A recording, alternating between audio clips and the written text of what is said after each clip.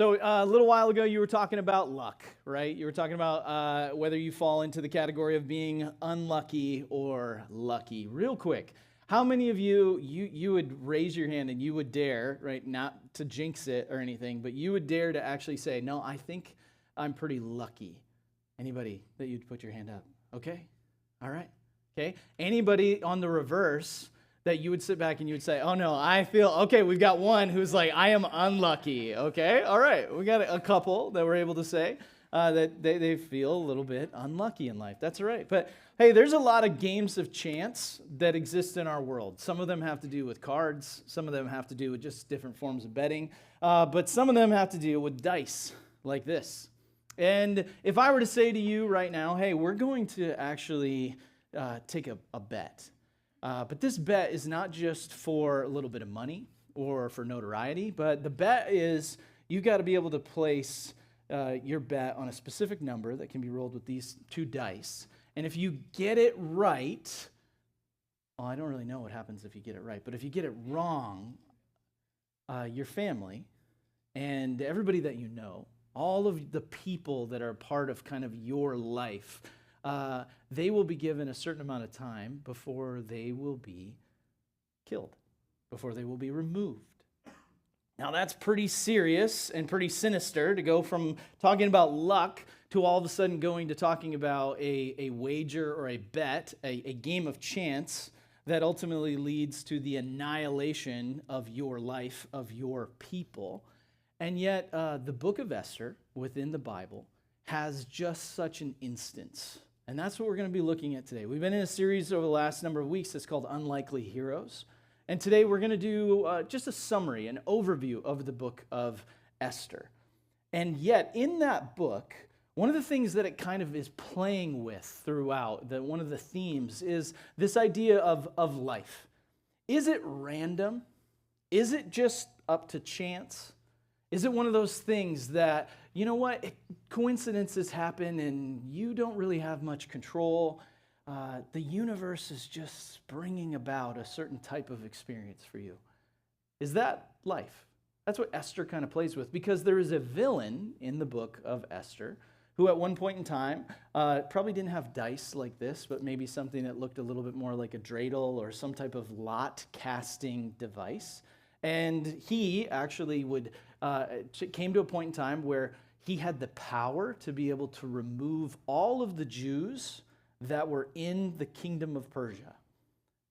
And his choice was to use those dice to find a time when he would wipe all of them out.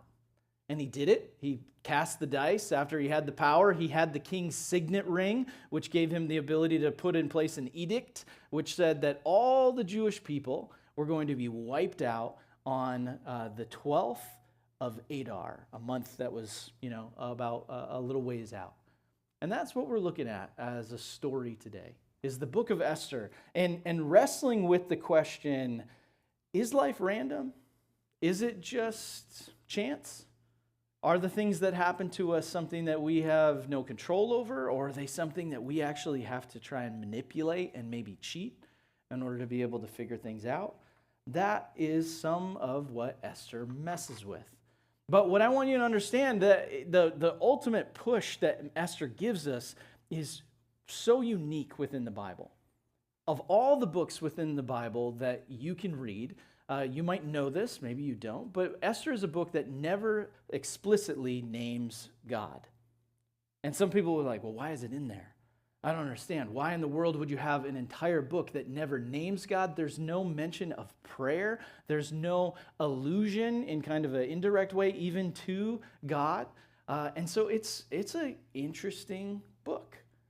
And yet the structure of the book is one of the most unique books as well, because it is laid out in a way that drives everything to a very central point.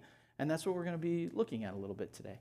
So as we dive into this, one of the things I want you to consider and kind of wrestle with is Christopher Nolan, okay?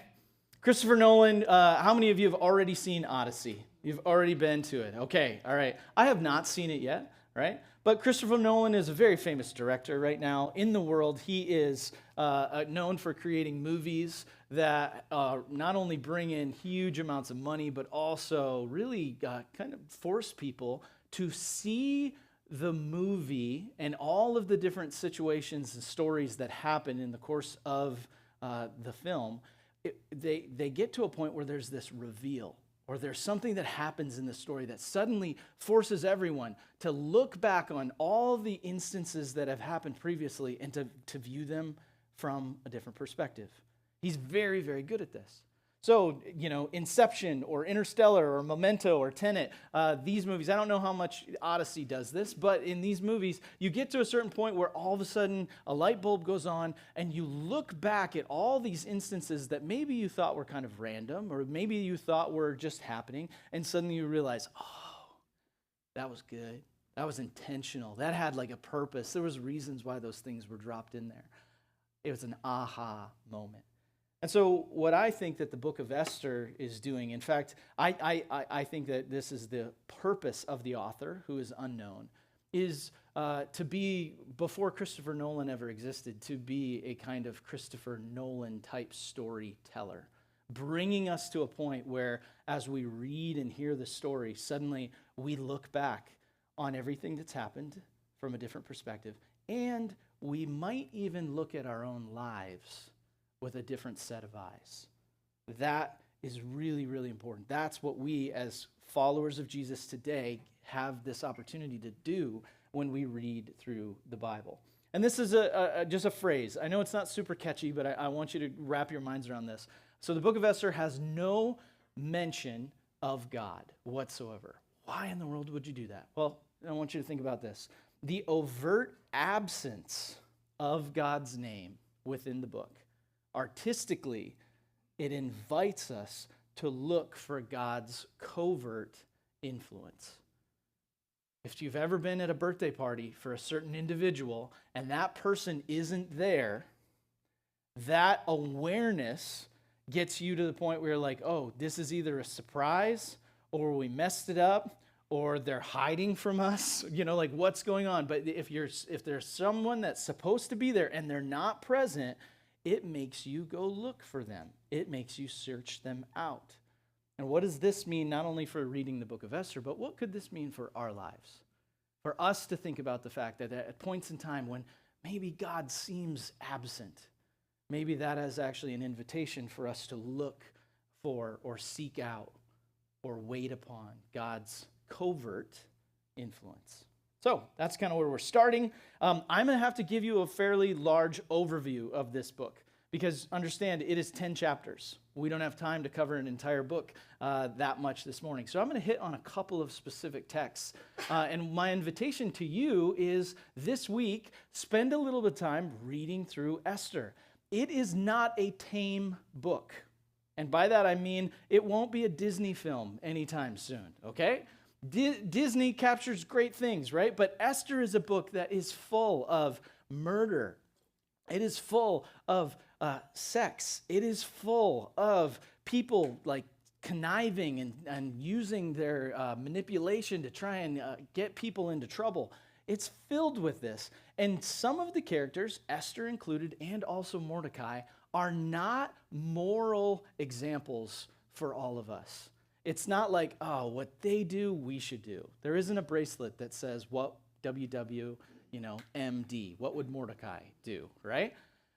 But instead, what they are is they're examples to us of what trust can look like, even in secular situations or situations that are not in any way Christian or any way like safe or any way trying to honor God.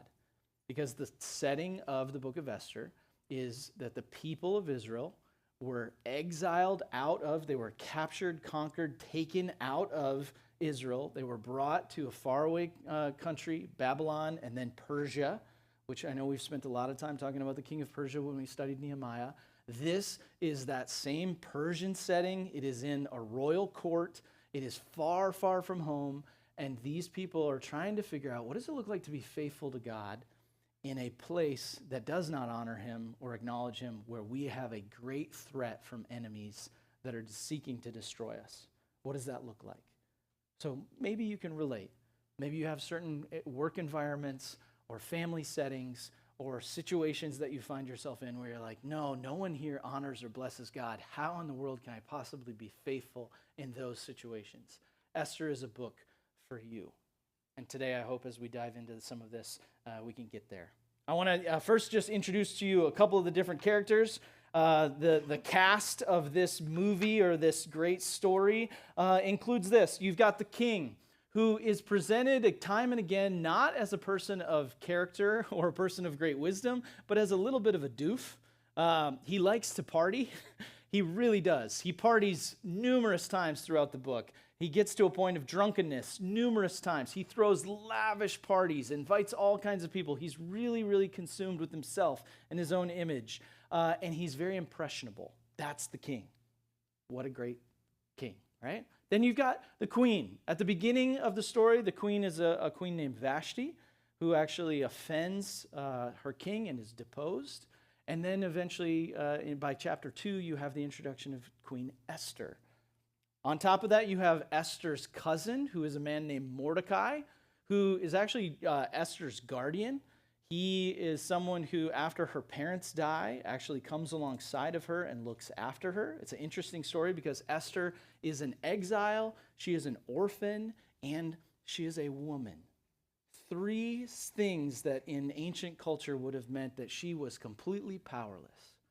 And yet in this story, what is so beautiful is that she is the wisest, most courageous person, and she is the individual who is able to bring about the salvation of the people of Israel. This is a big deal. So you've got the queen, you've got Mordecai, who serves as kind of like a wise mentor figure, but who also, because of some of his own actions, ends up stirring up some of the trouble. And then you've got Haman, the villain, who at a roll of a dice is petty enough to try and wipe out an entire people group. So there you go. That's the cast. That's the setting. That's a little bit of the story. And now what I want to do is I want to actually show you the structure of a book. I know, riveting, right? You're sitting back and some of you lit fans are like, ooh, but everybody else is like, what? But you know that stories have plots. They have action that moves in certain directions and ways. And so do every single movie. Well, I want to show you, this is the plot structure of Esther. And what happens that's so interesting within the book is that if you read it with an awareness of how it moves, it actually comes to a very simple pivot point. So the story begins with these lavish 187-day festivals, one for the royal court, one for the people of Persia. And so you've got the plate and the spoon. It's meant to be this big feast. That's where the book kind of begins. It talks about this feast. And then it comes to a point where they talk about a royal action of the king. And the king actually gets frustrated with his queen, with Vashti, because she won't come to the festival that he's having, and she won't stand in front of all of his officials. And so he deposes her, and he makes a royal decree where he says, every man in Persia will be the ruler of his own house. And it's like, wow, okay, king, thank you for putting that in place because you're having your own struggles at home, right? That's what comes out in chapter 2. Then there is a rise to power for a man named Haman. Haman is kind of the king's buddy, and in chapter 3, we hear about the fact that the king looks at him and says, I'm going to elevate you till you are second in command in the whole kingdom. You have great power. And Haman loves this. He just eats it up. He gets to a point where he asks the king to have everyone in all of the different parts of the city bow down to him when he goes out. And the king, because he's impressionable, is like, go for it. Yes. And so Haman begins moving around the city, just eating up everybody's acknowledgement of his power. But one man will not bow, and that is the man Mordecai. Mordecai, because of the fact that Haman is an Agagite, a person who's enemy of the Jews, from a long, long time ago. Mordecai says, no, I'm not going to bow. And this infuriates Haman. Haman gets so upset, unbelievably frustrated about this, and begins to set about a plot and a plan to be able to take out not just Mordecai, but the news comes out that Mordecai is a Jew. And so he says, oh, I'm petty. And so I'm not just going to squish you, Mordecai. I'm going to find a way to take out all of your people. That eventually leads to the D, where what happens is Haman has a conversation with the king and says, there are some people within all the provinces of Persia, and they're terrible. And what we should really do is we should wipe them out. What do you think, king? And the king, again, impressionable, most likely drunk at this period of time, says, what a great idea. Here is my signet ring. Make it happen. And so an edict goes out, which is a royal decree that is given. They're put on horses. It's like, it's not just spreading on, X or putting out like a social media message. This is a proper declaration, and it goes out into all of the provinces. And people are mourning. People are sad. The Jews realize that what this edict says is the fact that any enemy of theirs is given 100% immunity to purge them. This is an opportunity for them to go into their homes, to kill them, and to take their property. Like I said, not a tame book, okay? Violent. So imagine suddenly that we decide someday within our country that there's just a certain people group that we can identify and we can kill them and we can take their property, and everybody, it's totally allowed. In fact, it's celebrated because they are just such a scourge within our society. That's scary, right? But this is sometimes how power works. It is used by Haman to have this idea that these people are a threat to the empire, and so therefore the empire can use its strength to wipe them out. It's a terrible, terrible situation. There is then, after that, I hope you can feel it. This is where things are literally step by step by step just getting worse and worse and worse for the people of God, and specifically for Mordecai and for Esther. Now, this is one where we start getting to the point where the story has some profound statements, the things that Esther is really known for. And what ends up happening is the fact that Esther has not yet told the king everything about herself. What we didn't talk about is the fact that in this progression, when Queen Vashti is deposed, there is a beauty pageant that is held, and it is a forced beauty pageant. This is not something where people could just enter if they wanted to. Basically, the king says, I want all the virgins that are beautiful within my provinces to be rounded up and brought before me. I want them to come and be a part of my harem. Okay? Now understand, this is why it's not a Disney story. He sleeps with them. He engages with them in certain ways until he figures out who he likes best. And so Esther is part of this overall beauty pageant. She impresses the king. She is somebody that he is quite taken with. He says that he loves her above all else. And so he not only makes her his wife, but he puts her in the position of queen. Now, we get to a point where further down the road, two things have happened that were very kind of under the radar so far. One is that as Esther became queen, she never told the king that she was Jewish. She just was there with him. She did what she needed to do, and now she's queen. But she hasn't explained to the king all about who she is, which makes certain sense. She was a concubine. She was not necessarily in a place, but Mordecai had actually encouraged her to hold that information back. Now, one thing that happens is very subliminal. It barely gets even note in the first part of the story. And that is that Mordecai happens to overhear a conversation between two guards that are going to assassinate the king. And he tells Esther, and Esther lets the king know. The king at that point in time, makes an inquiry. They find out that these two guards were going to kill him, and those two guards are impaled on a pole. Apparently, this is what they did in Persia to make an example of you. They would put a high spike, and they impaled these two men on a pole. And it is written down in the Chronicles of the King at that point in time that Mordecai was the one who helped find out the plot. But nothing happens for Mordecai, and that's it. So if you've ever felt like you did something really good and you felt maybe overlooked, or you felt like, man, I really worked hard on that project, but I didn't get credit for it. You ever felt like maybe you've been passed over, or something that you wanted in terms of promotion or otherwise was just forgotten? Mordecai saved the king's life, and nothing came his way. Not even an attaboy. It just moved right on. So that's all what's progressed in just the first kind of 4 to 5 chapters of the story. And I know I'm moving quickly, but I hope that you can follow along as I'm just talking about these different things.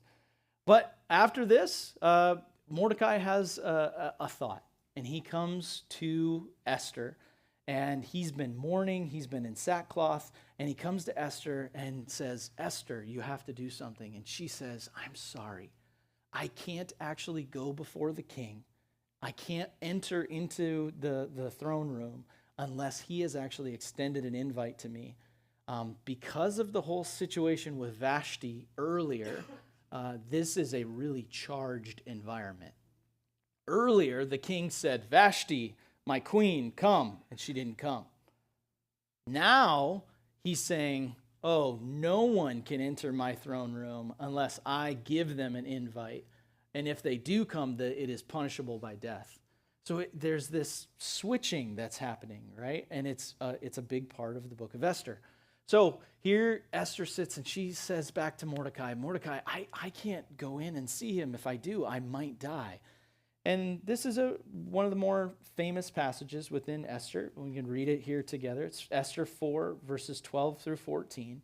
And it says this, when Esther's words were reported to Mordecai, he sent back this answer. Do not think that because you are in the king's house, you alone of all the Jews will escape. For if you remain silent at this time, relief and deliverance for the Jews will arise from another place. But you and your father's family will perish. And who knows but that you have come to your royal position for such a time as this. For such a time as this. This is Mordecai giving insight to Esther. Esther isn't figuring out all this on her own. Mordecai is pushing her and mentoring her and giving her counsel. And then he tells her, like, Esther, you gotta do something. You have this position. What if this is why you're there? There's been so many things along the line that have just moved you to this spot. What if this is the time for you to step up? And Esther says back to him, this is why she is revered as an unlikely hero.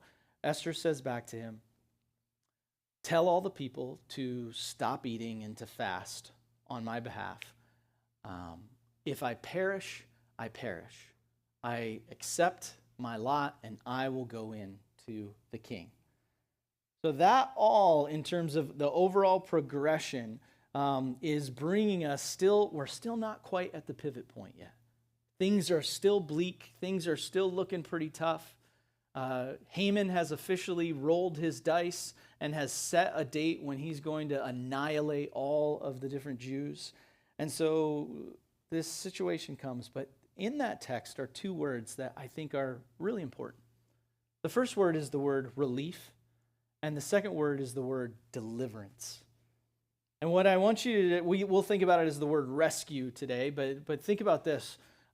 Mordecai is saying, you have the ability, Esther, to potentially bring about the relief and the deliverance, the relief and the rescue for the people that are around you. You've got it right in front of you. And what I know about us within life is that many of us are in a spot where we would love relief. We would love for there to be a pause or a stop on some of the things that are causing us problems. I don't know about you, but there have been, just in this last week, there's been times where I'm like, I wish this heat would just back off, right? But how good is it to be in some shade or to have a bottle of water, to be able to get into some air conditioning and to say, okay, a little relief. But I know that many of you also sit in places with life where you're like, wow, I just need relief from this person. I just need relief from this situation that just is grinding on me. I need relief from a health issue or from something that I'm doing. I feel like in that situation, I need rescue from it. I need deliverance. I need something to outside of me to come along and take hold of me and get me out of this situation. So while this was an acute situation where relief and deliverance, relief and rescue were needed, I think every single one of us knows that those are places we find ourselves in as well. Man, I need relief. Man, I really need rescue. But here's what happens in our world, happens for you and for me, is that relief and rescue kind of get pushed down. We know that they're important, but they kind of get pushed to the side, even by people who are in power, by other priorities. For the king and for Haman, there are different reasons why they decide that they want to keep relief and rescue off of their table. It's not on their agenda. It's not what they're getting together and talking about. They're getting together to party, so they're pursuing pleasure, and they are passive when it comes to the concerns of other people. And I don't know about you, but I think our world is struggling so much with this. We pursue pleasure in so many different ways as a way almost to medicate, which enables us to feel inactive and to be passive about the great concerns that are all around us.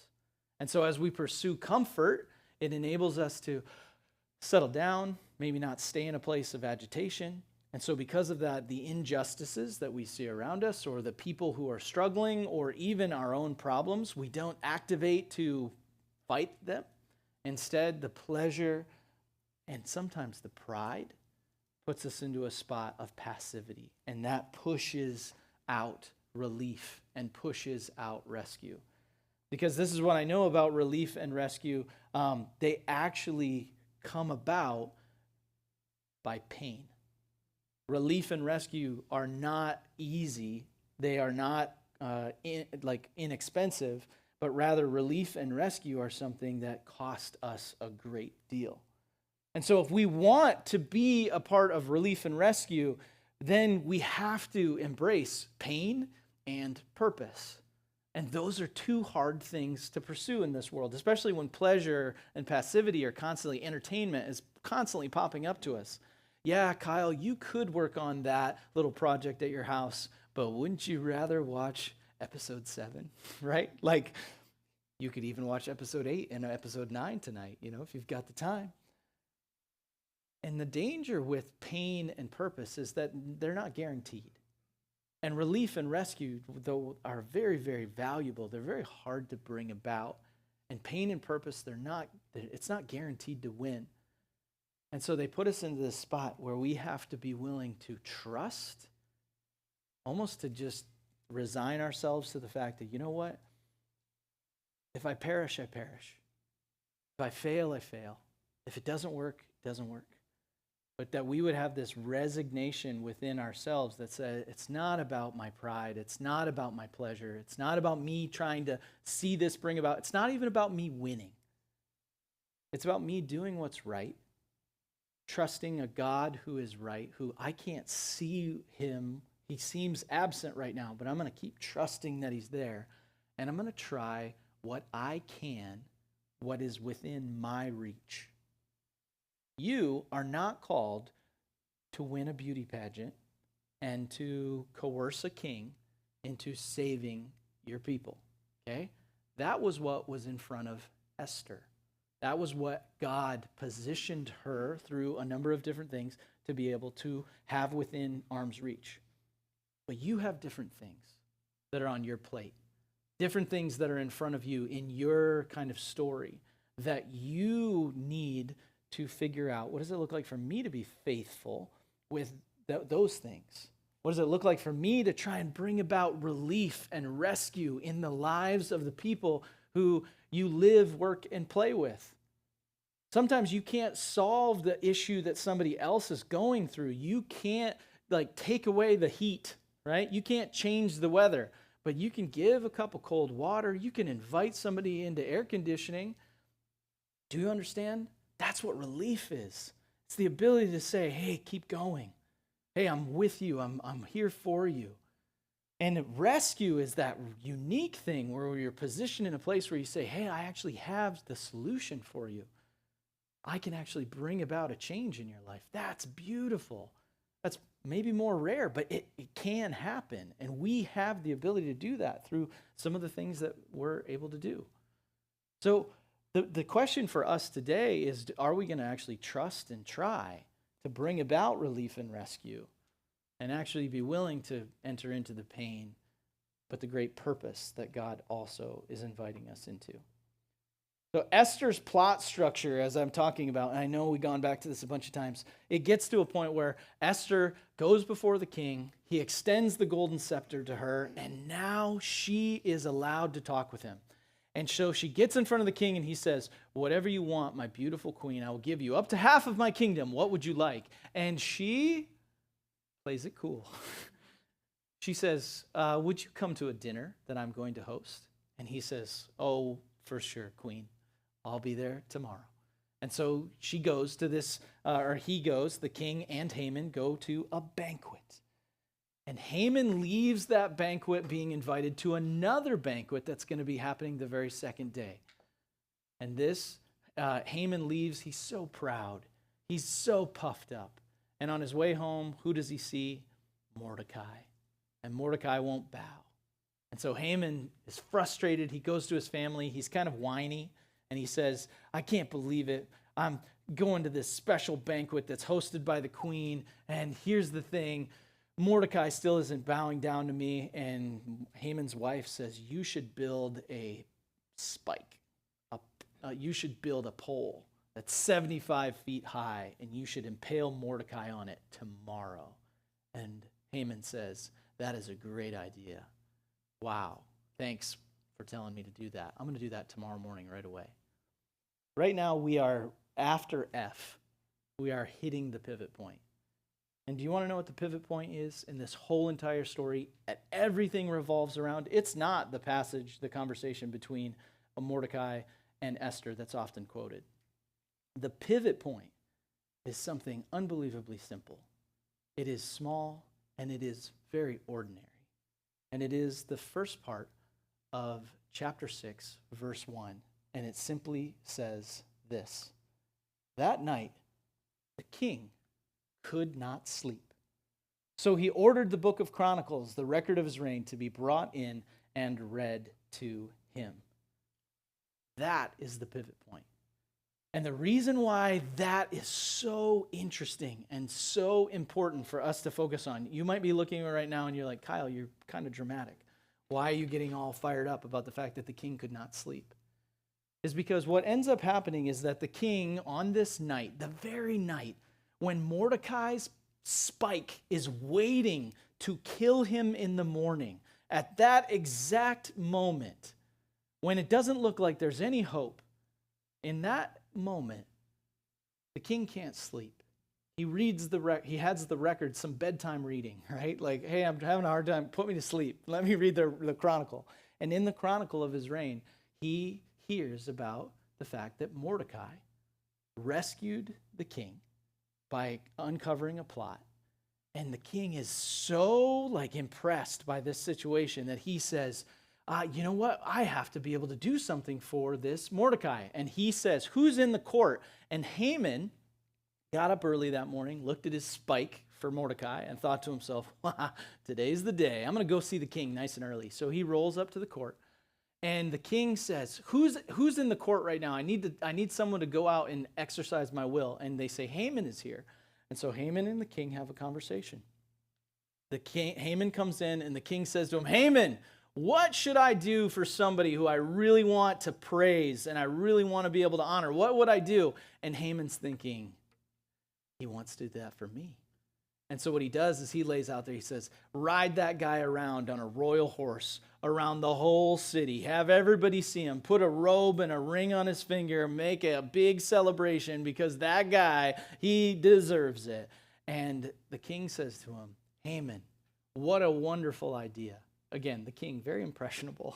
The king says, what a wonderful idea, Haman. Please do that for Mordecai. And that is the reversal. That is the moment where the whole story has suddenly pivoted. Why? Because the king could not sleep at night. So, any of you ever played Uno? Any of you ever gotten to a point where you're just about ready to win? You've said Uno, you are excited, you are like, I'm going to get it, and all of a sudden, Uno reverse. The cards head in the other direction, and you're suddenly found in a spot where, no, I can't win anymore. It's not my color, it's not my card, the card I was going to play. Haman had a card in his hand that he was going to play. He was about ready to slam it down and crush all of God's people. And God said, hey, king, you're not going to be able to sleep tonight.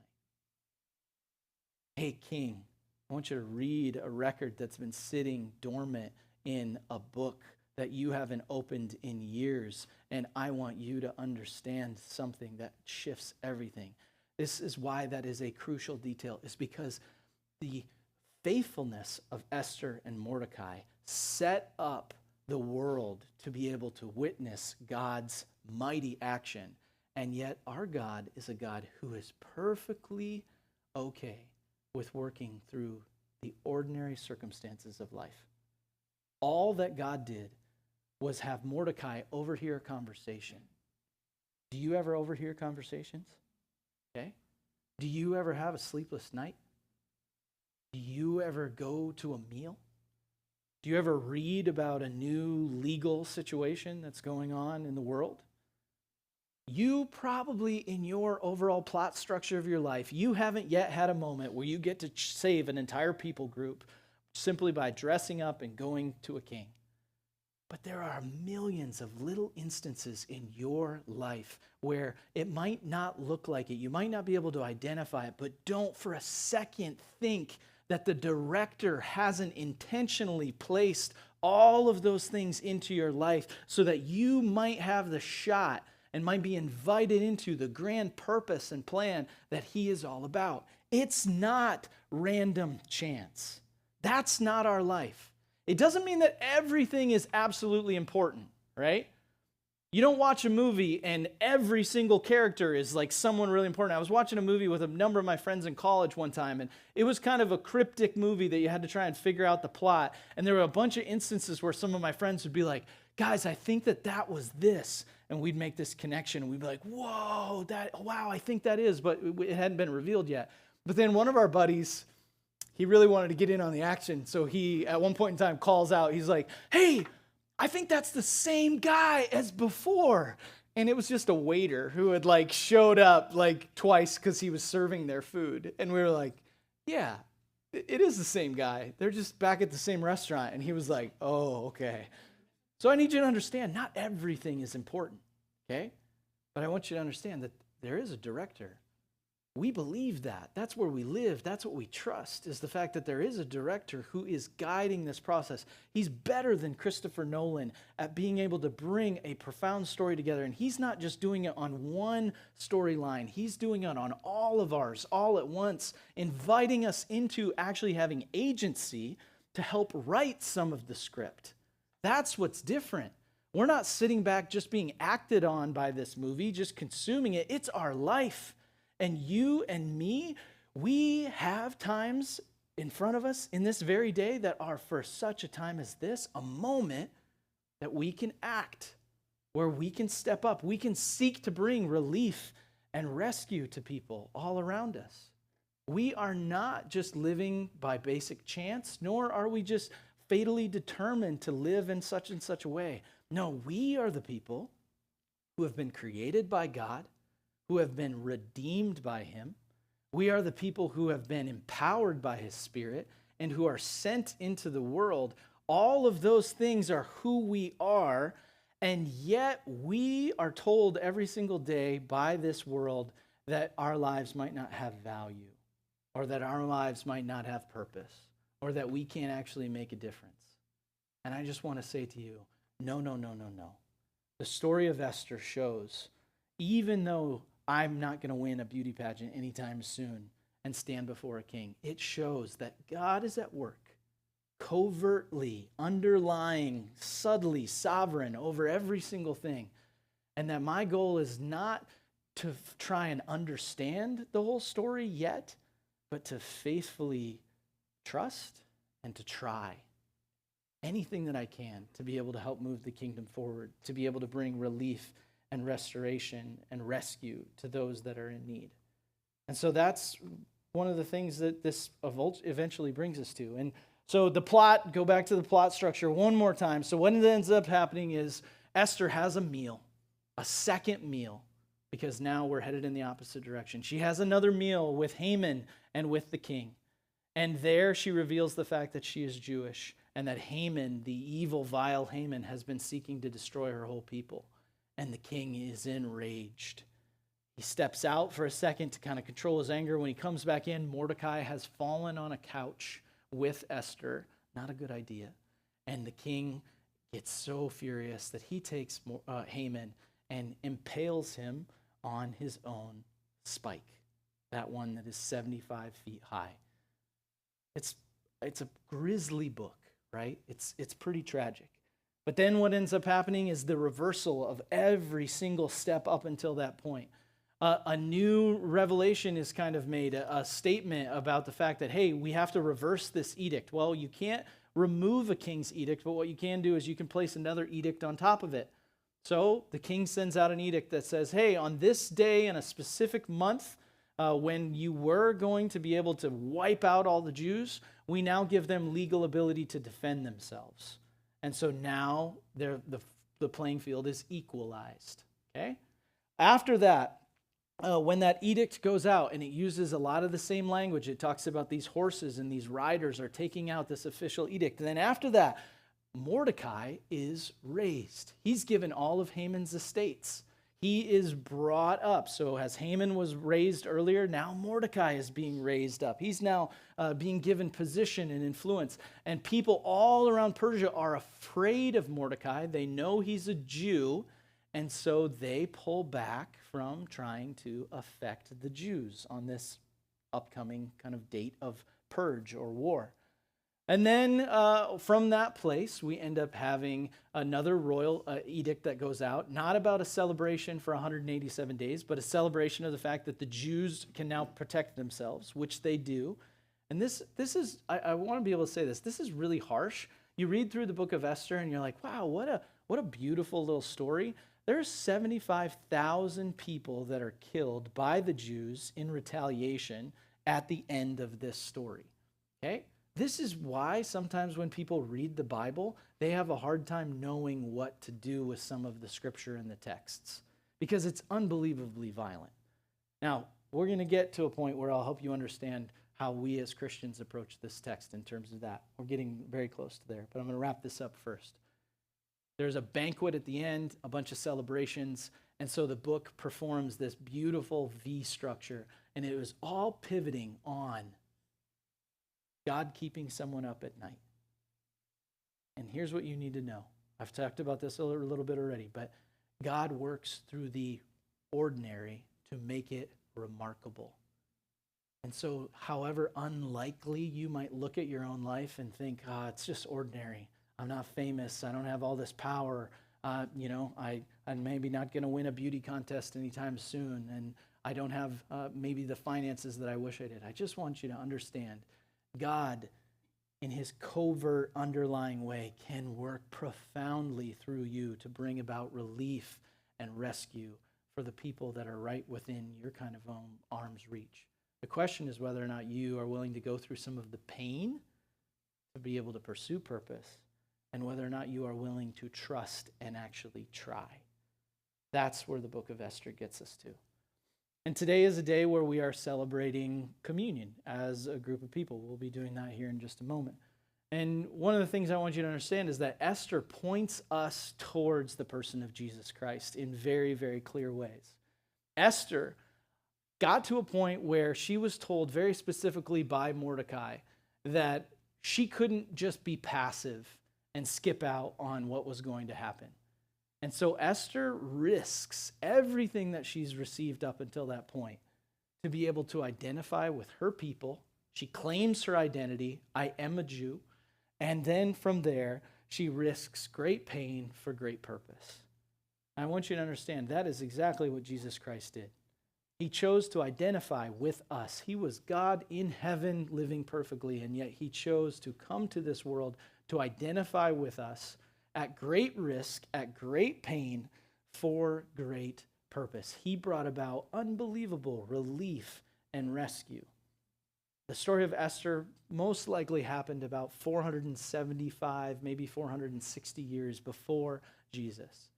But it instituted a celebration called Purim, which the Jewish people to this day still celebrate, which it's named after the lots that were cast, which is called Pur.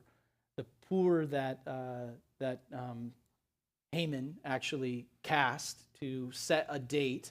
That date has now become Purim, which is the holiday that the Jewish people celebrate of their deliverance. They celebrate that to this day. And we who follow Jesus, we don't necessarily celebrate that holiday specifically, but we celebrate the deliverer.